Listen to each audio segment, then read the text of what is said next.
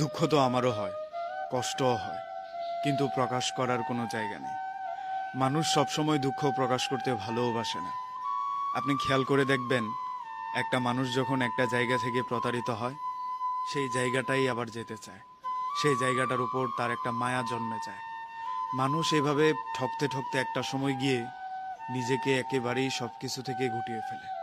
তখন আর কোথাও নিজেকে প্রকাশ করতে ইচ্ছা করে না। মানুষ স্বাদে একা হয়ে যায় না, একাকিত্ব বেছে নেয় না, দুঃখ প্রকাশ করা বন্ধ করে দেয় না। মানুষ যখন আঘাত পেয়ে একবারে নিস্তব্ধ হয়ে যায়, তখনই কথা বলা বন্ধ করে দেয়, তখনই কাউকে প্রশ্ন করা বন্ধ করে দেয়, তখন আর কারো কাছে গিয়ে নিজের ব্যাপারে আগ্রহ প্রকাশ করে না, কিংবা একটু যত্ন পাওয়ার আগ্রহ দেখায় না। ঠিক তখনই মানুষ আর কোথাও গিয়ে দুঃখ বলে না।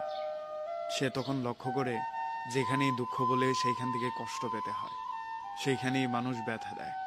মানুষ কথা জেনে যাওয়ার পর সেগুলোকে নিয়ে উপহাস করে, আর না হয় সেগুলোকে অস্ত্র হিসেবে ব্যবহার করে। এই ব্যবহার করা যন্ত্রণাগুলোই মানুষ নিতে পারে না। মানুষের দুঃখ নেয়ার একটা ওজন থাকে। এই ওজন পেরিয়ে গেলে মানুষ এক প্রকার বোবা হয়ে যায়। তাই বলি, কার সাথে যাচ্ছেন, কিভাবে যাচ্ছেন, কার সাথে চলছেন, এটা জেনে নেওয়া খুব জরুরি। আপনি একটা জীবন একা থেকে যেতে পারবেন, কিন্তু একটা স্বার্থপর মানুষের পাল্লায় পড়ে গেলে সে দেখবেন আপনার কোনো কিছুই মনে রাখতে চাচ্ছে না, আপনার কোনো কাজেরই কৃতজ্ঞতা স্বীকার করতে চাচ্ছে না।